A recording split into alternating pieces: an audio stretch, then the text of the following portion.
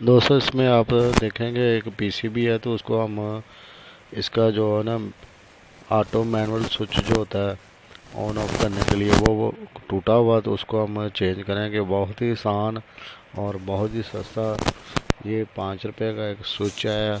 और totally cast जो कह लें काविया सोल्डर पेस्ट वगैरह मिला के 10 रुपये भी नहीं होती। उससे आप आसानी के साथ इसको चेंज कर सकते हैं।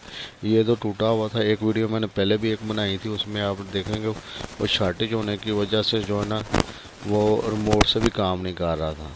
तो ये लेकिन रिमोट से काम कर रहा, आप देख सकते हैं। लेकिन जो है ना मैनुअल जो है ना पुश करने से नहीं काम करता। तो ये हम एक नया स्विच इसमें से लगाएंगे और बहुत ही आसानी के साथ है। ये 2-3 तरह के आते हैं, इसमें देखेंगे ना तो सामने साइड पे है, तो बाज़ किटों में जो ना साइड एल टैप लगा होता है।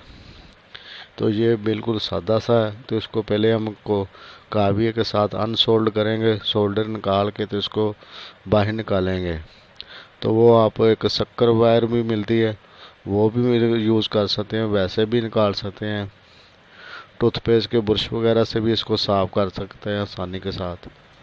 तो ये इंतहाई आसान है, बहुत ही आसान तरीके के साथ इसको आप निकाल सकते हैं। 10 मिनट लगे थे इसमें, हमने इसको रिपेयर कर लिया था और इंतहाई आसान है। तो ये छोटे छोटे काम आप खुद कर सकते हैं, रिले चेंज कर सकते हैं, स्विच चेंज कर सकते हैं। इसी तरह कैपेसिटर हो गया, ये छोटे छोटे फॉल्ट आते हैं सादा एसियों में, वो आप इजीली आसानी के साथ इसको हैंडल कर सकते हैं। तो ये देखें, मैंने इसको टेस्टर के साथ सपोर्ट दे के तो इसको जो ना उखाड़ लिया है, बड़े आसानी के साथ ये निकल गया। अब चारों पॉइंट आप देख सकते हैं कि साफ़ हो गए हैं। तो अब हम आसानी के साथ दूसरा स्विच इसमें फिक्स कर सकते हैं। तो ये आप इस तरीके के साथ देखेंगे, इसको शोल्डर जो लगा हुआ है उसको हटा लेंगे आहिस्ता आहिस्ता करके।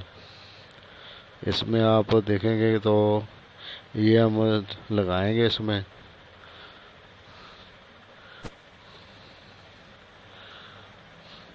बहुत ही इजीली। तो इसके लिए आप पेस्ट से इसको थोड़ा सा दबा देंगे ताकि वो अपनी जगह पे बैठ जाए, लूजिंग ना आए। मैं तो साथ साथ वीडियो बना रहा हूँ इसलिए थोड़ा सी मुश्किल हो रही है। तो इस टेस्टर के साथ इसके जो लेग है उनको दबा देंगे, तो इस तरह उसके बाद सोल्डर कर देंगे। ये चारों साइडें दबा दी। अब इसमें दोनों सोल्डर वायर के साथ हम इसको सोल्डर कर देंगे।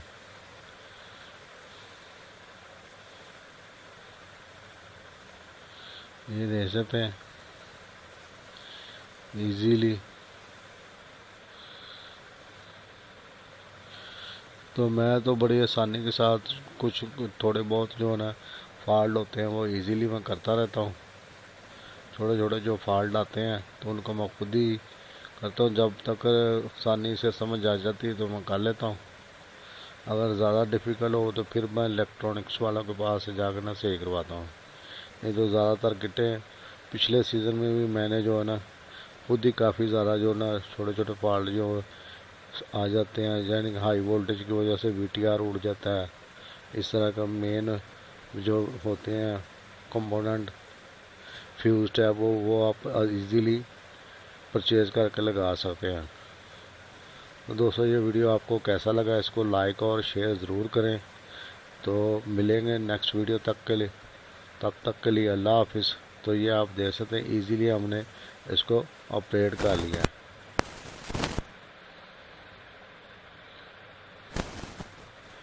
आसानी के साथ आप कर